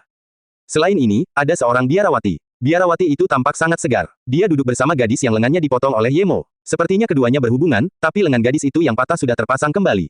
Sepertinya dia menjalani operasi, dan wajahnya masih pucat. Dia duduk di samping biarawati itu. Orang terakhir tampak agak tertutup tetapi memiliki wajah penuh keganasan. Dia adalah kaki tangan dekat Qian Longtou, Li Sandao, juga jenderal pasukan Qian Longtou. Dapat dikatakan bahwa orang-orang paling sentral di Nanking semuanya ada di sini. Namun suasananya sangat mati. Setelah sekian lama, Dong Fangxi mengendurkan alisnya dan berkata, dari rekaman itu dan Lang Ji serta deskripsi Zisu, Ye Mo ini memang kuat. Namun, mengenai bola api dan tembus pandang, saya memiliki pandangan saya sendiri mengenai hal itu. Melihat semua orang mendengarkannya, Dong Fangxi melanjutkan, saya tidak akan berbicara tentang bola api. Teknologi sekarang sudah sangat maju, sangat mudah untuk membuat sesuatu menjadi bola api. Namun, suhu bola apinya yang sangat tinggi berarti sumber apinya cukup istimewa. Mengenai tembus pandang, saya curiga dia memperoleh beberapa artefak dari sekte tersembunyi. Kalau tidak, saya benar-benar tidak percaya seseorang bisa tiba-tiba menjadi tidak terlihat. Bahkan orang-orang dari sekte tersembunyi tidak dapat melakukan ini. Tapi satu hal yang saya yakin, kekuatannya sangat kuat. Apa pendapatmu, Tuan Huiyan? Qian Longtou tidak mengutarakan pendapatnya setelah mendengar kata-kata Dong Fangxi. Dia bertanya pada biarawati itu setelah beberapa saat. Biarawati itu perlahan berkata, untuk hal ini, muridku sudah terluka parah dan harus membayar harga sebuah lengan. Janjiku pada saudara Qian telah berakhir. Saya tidak akan mengutarakan pendapat saya mengenai hal ini. Saya akan membawa murid saya dan pergi sekarang. Kemudian, biarawati itu berdiri dan Zisu mengikutinya. Qian Longtou mengerutkan kening melihat biarawati itu berdiri tetapi tidak menghentikannya. Setelah beberapa saat, dia berdiri dan berkata, sejak guru Huiyan pergi, semoga kita bisa bertemu lagi. Huiyan tidak berkata apa-apa dan pergi begitu saja bersama muridnya. Biarawati itu bahkan mengendarai mobil. Sepertinya dia sudah lama berencana untuk pergi. Setelah masuk ke dalam mobil, Zisu dengan penasaran bertanya, Guru, mengapa Anda pergi? Paman Qian sangat baik pada kami, dan tanganku dipotong oleh bajingan itu. Aku masih ingin balas dendam. Biarawati itu menghela nafas. Zisu, kamu hanya melihat satu sisi Qian Longtou. Anda belum melihat sisi jahatnya. Dia membutuhkan waktu 1 bulan untuk membunuh seseorang, pernahkah Anda melihatnya? Adikku berhutang padanya, jadi aku berjanji akan melakukan 3 hal untuknya. Kali ini, mengajakmu pergi ke gurun bersama Lang Ji untuk menghentikan Ye Mo adalah janji terakhir. Mulai sekarang, kami tidak akan berhubungan lagi. Tetapi Tuan, bukankah kita akan membalas dendam? Zisu segera bertanya. Dia benar-benar tidak ingin membiarkannya seperti ini. Dia telah berlatih seni bela diri selama bertahun-tahun. Seluruh penguasaannya ada di tangannya, namun kini tangannya telah hancur. Pembalasan dendam. Huiyan mengulanginya sebelum berkata, apakah kamu pikir kamu bisa membalas dendam? Aku tidak tahu siapa Ye Mo, tapi aku terlalu paham orang seperti apa putra Qian Longtou itu. Ye Mo pasti punya alasan untuk membunuhnya. Apa menurutmu mudah membalas dendam dari Ye Mo? Kenapa? Tanya Zisu, bukankah Dong Fangxi mengatakan Ye Mo menggunakan bahan yang mudah terbakar untuk bola api dan artefak sihir untuk menghilang? Huiyan dengan dingin berkata, apakah kamu perlu mendengarkan apa yang dia katakan? Saya melihat Anda suka hidup di dunia fana dan tidak ingin kembali. Jika itu masalahnya, kamu bisa tinggal. Tidak, Tuan, saya hanya berkata. Zisu buru-buru berkata karena melihat tuannya serius. Kalau begitu jangan bicarakan itu lagi. Apakah menurut Anda sekte tersembunyi dapat membuat artefak tembus pandang? Dan bahan mudah terbakar apa yang menurut Anda dapat terbakar dengan cepat dan langsung menghanguskan tubuh? Bahkan aku tahu bahwa Yemo pasti tidak menggunakan bahan yang mudah terbakar. Itu hanya Oriental Sea yang menipu dirinya sendiri. Apakah kamu tidak melihatnya membuat segel tangan? Dia adalah orang yang menakutkan. Jangan macam-macam dengannya. Hui Yan masih merasa gugup memikirkan kejadian itu. Dia tidak akan bodoh seperti orang normal. Sektenya juga merupakan bagian dari seni bela diri kuno tetapi justru ditolak. Sekarang, mereka bukan lagi bagian dari sekte tersembunyi, tapi ini tidak berarti dia tidak tahu apa-apa. Beberapa sekte memang kuat, tetapi tidak cukup kuat untuk membuat artefak tembus pandang. Saudaraku, mengapa kita membiarkan mereka pergi? Lang Ji bertanya dengan bingung setelah melihat Hui Yan dan Zi Su benar-benar pergi. Qian Longtou melambaikan tangannya dan tidak menjawab. Meskipun dia tidak ingin mereka pergi, dia tidak punya alasan apapun. Saat itu, dia mengatakan mereka boleh pergi jika membantunya melakukan 3 hal. Sekarang jika dia mencoba memaksa Hui Yan untuk tetap tinggal, mereka akan mengalami konflik.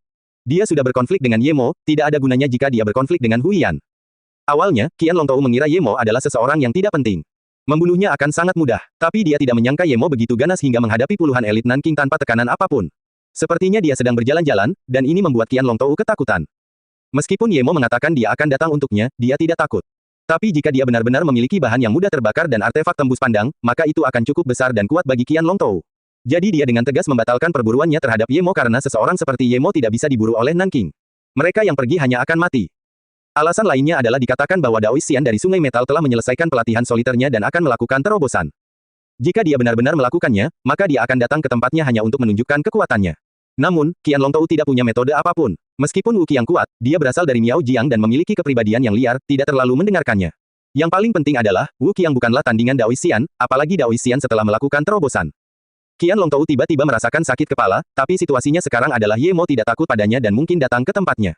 Mengapa putranya harus berkonflik dengan Yemo? Jika itu orang lain, Qian Longtou pasti sudah memenggal kepalanya. Melihat Qian Longtou kesal, Dong Fangxi tersenyum sekali lagi dan berkata, "Kakak, kamu tidak perlu terlalu khawatir. Aku sudah menganalisis semuanya. Bahkan jika Yemo datang, dia tidak akan bisa melakukan apapun pada Nanking. Ditambah lagi, dia mungkin tidak berani datang. Ini bukan hal utama. Setelah beberapa analisis, kesimpulanku adalah bahwa permusuhan kita dengan Yemo tumbuh terutama karena keluarga Song yang mendorong air dalam kegelapan."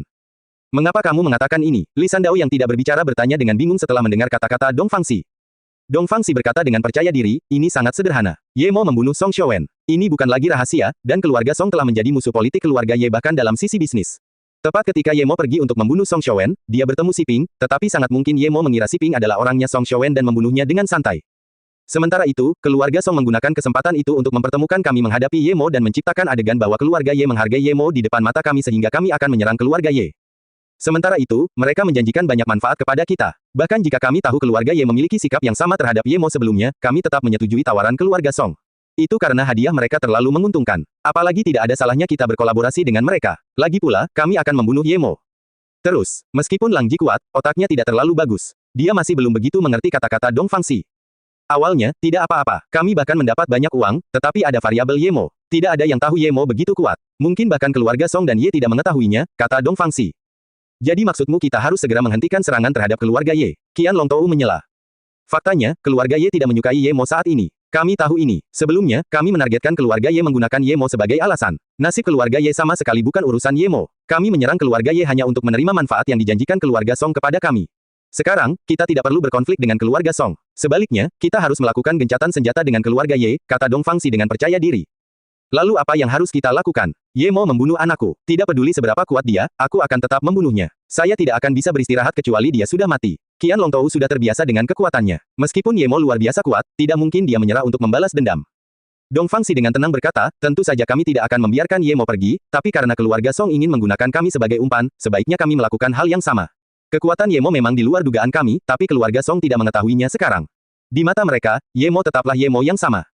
Jika kita mengatur konflik antara keluarga Song dan Yemo sementara kita membumbui konflik mereka dan membuatnya menjadi pahit hingga mencapai keuntungan Yemo, begitu Yemo marah, dengan kepribadiannya, dia pasti akan mencari masalah besar dengan keluarga Song. Keluarga lagu.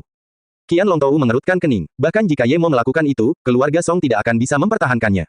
Dia akan bisa melarikan diri dengan mudah. Salah kalau berpikir seperti itu, kakak. Di permukaan, keluarga Song tidak setenar kita, Nanking, tapi jangan meremehkan 5 keluarga besar di Tiongkok.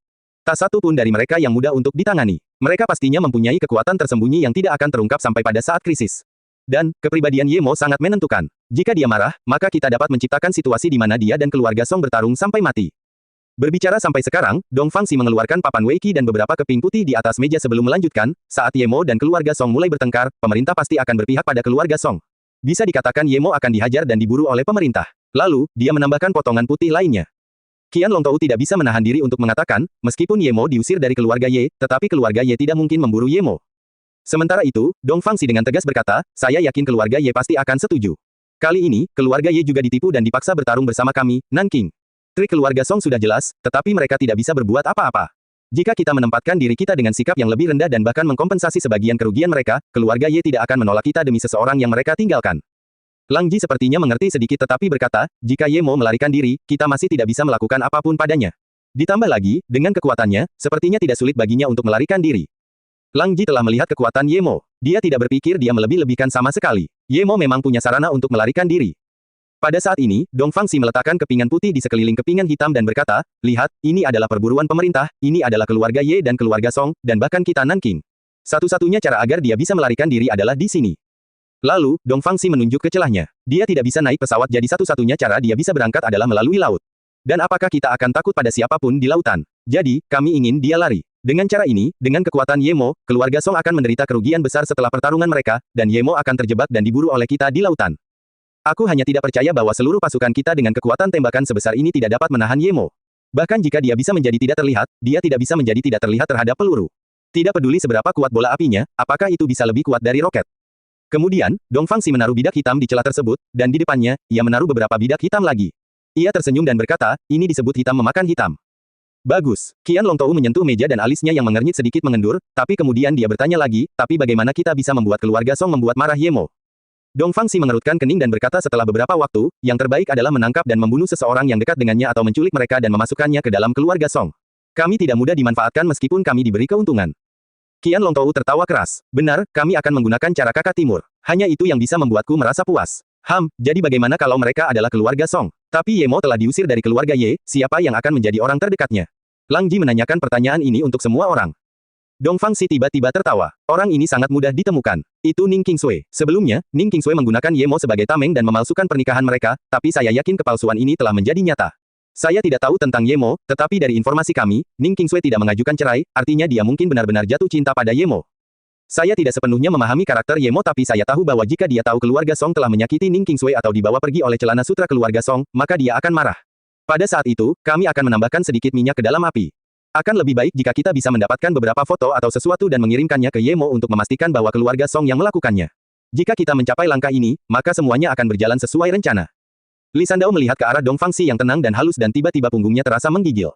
Orang ini bahkan memasukkan karakter orang ke dalam perhitungannya dan memburu Ye Mo dari berbagai sisi, semuanya demi keuntungan Nanking. Pria ini terlalu mengerikan dan menakutkan. Lang Ji, segera kirim orang untuk mengetahui keberadaan Ning Qingsui dan lakukan apa yang dikatakan Dong Fangxi. Ye Mo ada di Luochang sekarang, coba sampaikan kabar itu kepadanya, kata Qian Longtou tegas. Ya, meskipun tangan Lang Ji cacat, seni bela dirinya masih ada. Dibandingkan dengan Wu Qiang, dia lebih disukai oleh Qian Longtou.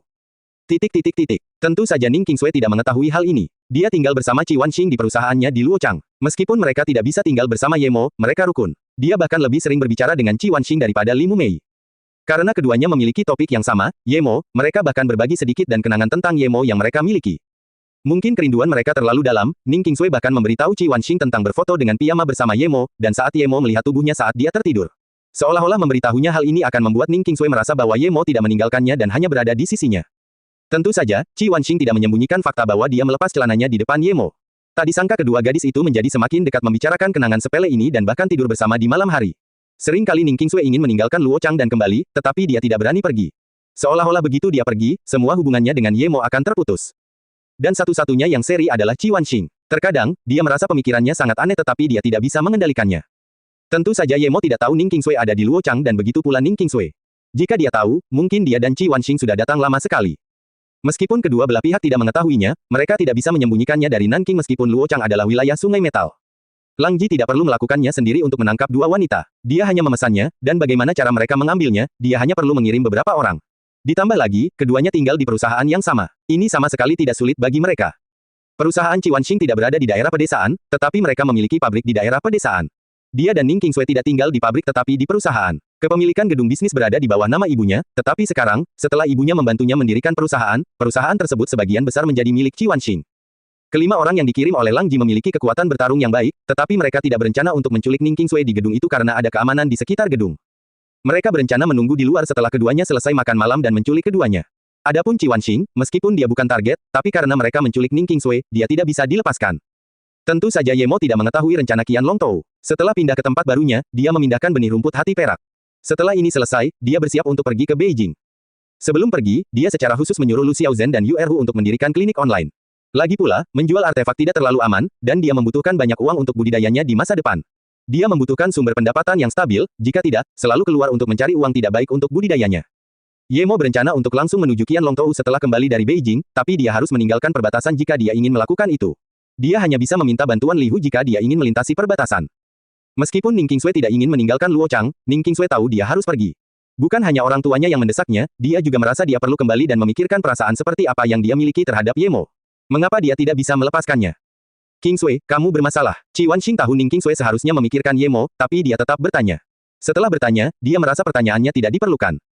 Ning Qingsui menggelengkan kepalanya. Wanxing, menurutku aku harus pergi. Beberapa orang, lebih baik memikirkannya dalam hati. Anda tidak harus mendapatkannya atau bersama mereka. Saya pikir waktu akan mengambil segalanya. Qi Wanxing terdiam. Dia tidak tahu bagaimana menghibur Ning Qingsui karena dia merasakan hal yang sama. Mereka awalnya mengira Ye Mo tidak memiliki seseorang yang dia sukai dan Ning Qingsui sepertinya telah jatuh cinta. Selain mengakui dia menyukai Ye Mo, dia menceritakan segalanya padanya. Entah itu Ning Qingsui atau wanita bertopeng itu, mereka semua lebih baik darinya.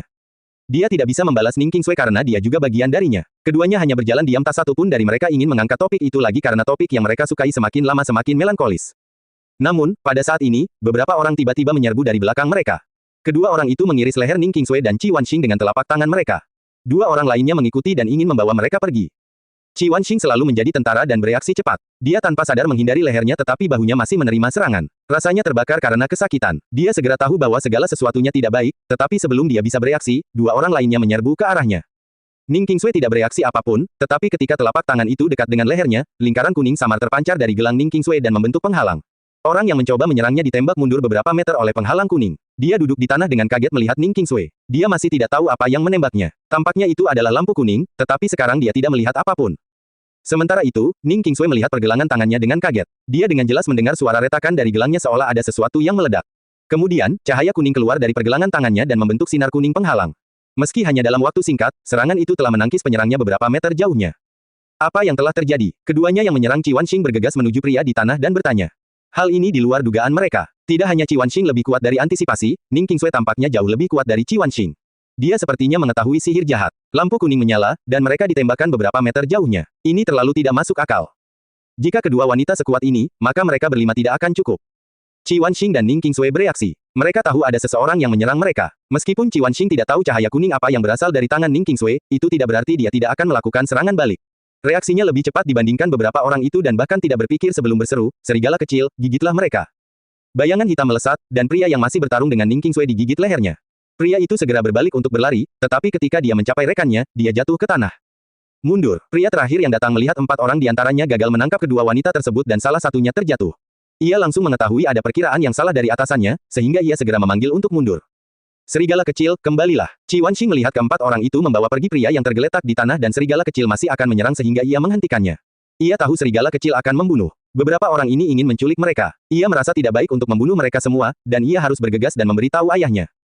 Ning Qingsui telah sepenuhnya terbangun dan menatap Qi Wanxing dengan heran. Wanxing, apakah serigala kecil itu yang kamu katakan padaku, Ye Mo berikan padamu? Qi Wanxing mengangguk. Ya, serigala kecil cukup kuat. Mereka yang digigitnya akan mati kecuali saudaramu menyelamatkannya. Ning Qingsui tiba-tiba teringat akan lampu kuning di tangannya. Dia melihat ke bawah dan melihat 3 manik di pergelangan tangannya patah. Itu adalah manik giok dari gelang itu. Ning Qingsui bergumam dan dia tercengang. Qingsui, ada cahaya kuning dari tanganmu dan itu membentuk penghalang yang membelokkan penyerangmu. Apa itu tadi? Qi Wanxing juga bertanya. Ning Qingsui sepertinya tidak mendengar kata-kata Qi Wanxing dan hanya bergumam, jadi gelang yang dia berikan pada Jingwen memiliki efek seperti itu, ini, pantas saja dia menyebutnya 6 manik keberuntungan. Maksudnya, bisa memblokir nasib buruk sebanyak 6 kali. Tiba-tiba, Ning Qingsui merasa getir. Dia memberikan gelang itu kepada Jingwen, dan serigala kecil kepada Wanxing tetapi dia tidak memberikan apapun padanya. Dia tiba-tiba merasa tidak enak, apakah dia benar-benar kejam? Memikirkan hal ini, Ning Qingsui merasa bersalah. Mengapa dia harus memberikan sesuatu padanya? Dia membantunya menghalangi iblis dari keluarga Song dan menyelamatkan hidupnya, dia. Benar, terakhir kali, Su Jingwen mengatakan dia mengira Ye Mo adalah master yang menjual jimat rahasia dan kemudian tahu bahwa dia bukan ahlinya, tetapi bukankah dia memiliki beberapa jimat rahasia padanya sekarang? Ning Qingsui tiba-tiba mengeluarkan jimat bola api dan melihatnya, tapi akhirnya, dia tidak mengujinya dan hanya meraihnya di tangannya. Qingsui, ada apa? Qi Wanxing bertanya. Dia tiba-tiba teringat pada Su Jingwen. Setelah mengetahui arti dari 6 butir rejeki, apakah dia akan menyesal memberikannya? Dia juga salah memikirkan hadiah hangat Yemo. Tetapi bahkan jika dia melakukannya, manik-manik gelangnya masih diberikan kepada Su Jingwen oleh Yemo. Kepahitan di Ning Qingsui semakin bertambah. Terlepas dari keasliannya, dia adalah istrinya, tapi... Tidak, Ning Qingsui tiba-tiba mengira Yemo telah memberinya sesuatu. Bukankah barang-barang di dalam kotak itu diberikan olehnya, apalagi, dia tinggal bersamanya selama lebih dari 20 hari. Meskipun dia meminumnya, tapi Yemo juga kembali sekali dan merawatnya menggunakan obat di dalamnya. Tapi, Yemo tidak mengambil apapun di sana, bahkan identitasnya pun tidak. Dan, ketiga manik itu juga ada di dalam kotak, tapi dia juga tidak mengambilnya. Apa maksudnya? Ini berarti barang-barang Yemo adalah untuknya. Terkadang, sesuatu tidak perlu dikatakan dengan lantang. Apa isi kotak itu? Identitas, jimat rahasia, surat, botol obat, jarum emas, dan sejumlah uang serta kwitansi. Hanya itu yang dimilikinya saat itu. Ia memberikan semua yang dimilikinya. Tapi apa yang dia berikan pada Yemo? Selain menggunakan dia sebagai tameng dan membuang-buang uang, dia bahkan menyebabkan dia diburu oleh keluarga Song. Dan sekarang, dia menyalahkan Yemo karena tidak memberikan sesuatu padanya. Apakah dia benar-benar wanita jahat? Ning Qingsui mengeluarkan beberapa jimat rahasia dan memegangnya erat-erat di tangannya sementara air mata mengalir di matanya. Maaf, Yemo, aku merindukanmu. Pada saat ini, dia akhirnya menyadari bahwa dia benar-benar mencintai Yemo bukan karena alasan lain. Ning Qingsui tidak pernah berpikir bahwa dia akhirnya akan memahami dirinya sendiri setelah disergap. Terkadang, bisakah ingatan benar-benar terhapus oleh waktu? Beberapa orang tidak dapat dilupakan bahkan seiring berjalannya waktu. Qingsui, kamu baik-baik saja. Qi Wanxing melihat air mata Ning Qingsui berusaha menahannya dan bertanya dengan khawatir. Aku merindukannya, untuk pertama kalinya, Ning Qingsui tidak menemukan alasan dan hanya mengatakan dia merindukan Yemo. Bagaimana kabar Kisan? Di dalam mobil van yang tampak normal duduk 4 orang dan satu pemuda sedang berbaring. Yang bertanya adalah supirnya. Dia mungkin tidak berhasil, wajahnya benar-benar hitam, dan dia tidak bernapas, jawab seseorang. Sopir itu terdiam beberapa saat sebelum berkata, kami akan segera pergi ke markas besar, Sankai, menelepon saudara Lang dan memberitahu dia. Katakan saja targetnya terlalu sulit, kita kehilangan saudara. Oke, sebelum pemuda itu berbicara, telepon pengemudi berbunyi. Sankai, tunggu, biar aku angkat telepon. Sopir itu pun menjawab panggilan itu. Mobil itu melaju semakin pelan hingga berhenti di pinggir jalan. Kak Lang, aku baru saja akan meneleponmu. Sopir itu baru menyadari Lang Ji menelepon ketika dia mengangkatnya. Suara suram Lang Ji terdengar, ular hitam, jangan bergerak dulu, tunggu sampai aku datang. Saya baru saja menerima kabar bahwa Qi Wanxing berasal dari militer dan masih bertugas. Dia adalah operasi khusus, jadi dia pasti cukup kuat. Sebelum kita menyerang, kita perlu membuat rencana baru. Aku sedang dalam perjalanan ke Luochang. Ular hitam terdiam beberapa saat sebelum berkata, Saudara Lang, kata-katamu terlambat. Kami baru saja menyerang dan kami kehilangan saudara laki-laki. Qi Wanxing itu memang tampak kuat, tapi Ning Qingsui tampaknya lebih kuat. Dia dapat dengan mudah menendang seseorang dari jarak beberapa meter. Selain itu, dia memiliki senjata proyektil yang langsung membunuh. Racun di dalamnya sangat kuat. Ular hitam jelas mengira serigala kecil adalah proyektil dan masih merasa takut ketika menyebutkannya. Mereka berlima berkumpul. Dia adalah kepala, tapi dia bertanggung jawab untuk mengemudi. Awalnya, dia berencana menculik Ning Qingsui dan Qi Wanxing dan segera pergi. Dia tidak menyangka tidak hanya gagal tapi juga kehilangan satu orang. Apa? Lang Ji merenung dan berkata setelah beberapa saat, tunggu aku di markas, aku akan segera ke sana. Lang Ji tidak menyangka keadaan akan menjadi seperti ini. Qi Wanxing tidak hanya luar biasa kuatnya, tapi Ning Qingsui juga sangat kuat. Sepertinya dia terlalu ceroboh. Bahkan mungkin Dong Fangxi tidak menyangka Ning Qingsui menjadi begitu kuat. Yemo berada di rumah barunya untuk melihat apakah dia bisa membentuk formasi pertahanan sederhana. Meski tidak memiliki banyak material, formasi pertahanan sederhana dapat menyelesaikan banyak masalah di muka bumi. Namun, begitu dia keluar, dia melihat sebuah van diparkir di luar mansion di jalan. Hanya ada jarak sekitar 30 meter di antara mereka. Yemo memindai dengan indera rohnya dan mendengar nama Ning Qingsui. Tak hanya itu, ia juga mendengar nama Qi Wanxing. Apalagi Yemo juga menemukan ada orang mati. Hanya dengan melihat lukanya, dia tahu luka itu digigit oleh serigala kecil. Dikombinasikan dengan panggilan telepon, Yemo mengetahui cerita di baliknya. Beberapa orang ini pergi untuk menangkap Ning Qingsui dan Qi Wanxing. Meskipun dia tidak tahu mengapa mereka melakukan itu, tapi Yemo segera memiliki niat membunuh. Dia bahkan bisa menebak itu ada hubungannya dengan dia. Saat ini, Van mulai melaju lagi dan Yemo mengikutinya tanpa berpikir. Jika Lang Ji tahu bahwa dia diperhatikan oleh Yemo karena panggilannya dan Van itu secara tidak sengaja diparkir di luar kediaman Yemo, dia akan sangat menyesal. Bahkan dia hanya tahu bahwa Yemo pindah tetapi tidak tahu kemana. Namun, Lang Ji yakin selama Yemo masih di Luochang, dia akan bisa mengetahuinya. Mobil van itu berputar-putar. Yemo mengikutinya selama 1 jam penuh sebelum mobil van itu melaju ke sebuah rumah bangsawan di daerah pedesaan. Yemo memindai dengan indera rohnya. Hanya ada satu orang di Manor, tapi orang ini sudah tahu ada yang tidak beres. Begitu van itu masuk, pria itu pergi membantu membawa mayat itu. Agen, tutup pintunya. Setelah Black Snake turun, dia memesan sambil berjalan masuk ke dalam Manor. Tidak perlu, aku sudah membantumu menutup pintu, sebuah suara tiba-tiba memotongnya. Ular hitam berbalik dan segera melihat seorang pemuda yang tampak normal di depan pintu. Istana itu memang tertutup. Siapa kamu? Begitu ular hitam mengucapkan kata-kata ini, dia mengeluarkan pedangnya. Begitu pula orang-orang di belakangnya dan diam-diam mengepung Yemo. Dia tidak tahu apakah mereka punya senjata, tapi Yemo tidak melihat satupun dari mereka mengeluarkannya. Saya Yemo, saya pikir Anda harus tahu sesuatu tentang saya. Yemo tidak yakin siapa orang-orang ini yang dikirim, tapi karena mereka ingin menangkap Ning Qingsui, mungkin mereka berasal dari keluarga Song. Kamu adalah Yemo, ular hitam mendengar pria di depan pintu berkata bahwa dia adalah Yemo dan segera, jantungnya berdebar kencang. Dia bukan anggota geng biasa dan memiliki status tertentu di Nanking. Banyak orang di Nanking tidak mengenal Yemo, tapi bukan berarti dia tidak tahu. Dia bahkan tahu bahwa mereka menculik Ning Qingsui karena Yemo ini. Dia tidak percaya dia akan menjadi tandingan Yemo. Dia telah mendengar bahwa dari 20 orang yang menyerang Yemo di gurun, tidak ada seorang pun yang masih hidup. Saat itu, orang-orang di sana bahkan punya senjata, tapi mereka semua tetap dibunuh oleh Yemo. Dia bahkan mendengar Lang Ji berkata bahwa sejak Yemo kembali dari gurun, dia sepertinya menjadi lebih kuat. Sekarang, Yemo berdiri di depan matanya dan dia tidak tahu harus berbuat apa.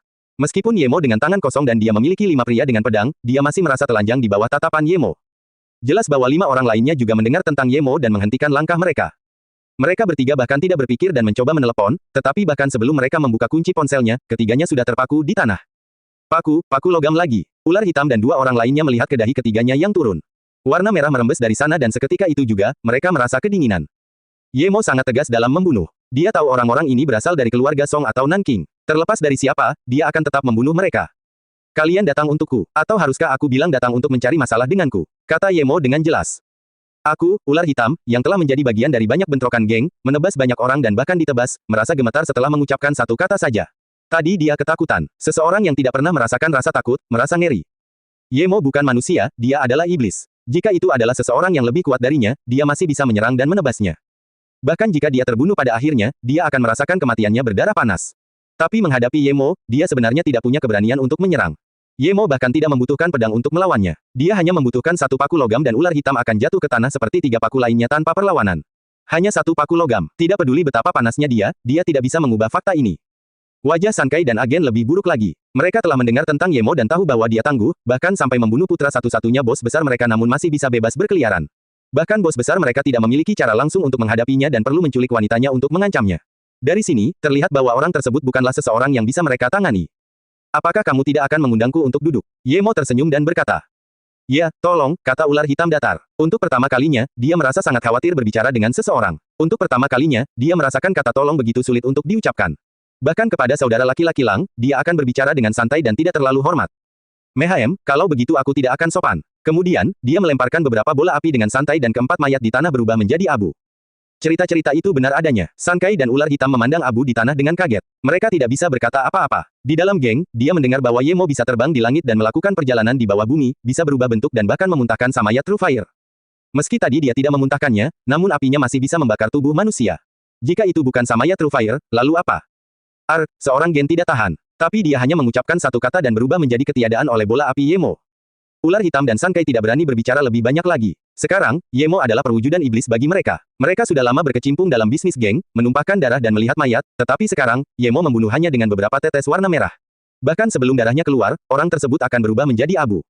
Yemo masuk ke kamar dan duduk. Melihat ular hitam dan Sun Kai yang gemetar, dia berkata dengan tenang, bukankah kehidupan geng adalah tentang membunuh dan menjilat darah, kenapa kamu seperti ini setelah aku membunuh beberapa saja? Ular hitam perlahan-lahan menjadi tenang. Meski tubuhnya tenang namun hatinya masih sangat ketakutan namun jauh lebih baik dari sebelumnya.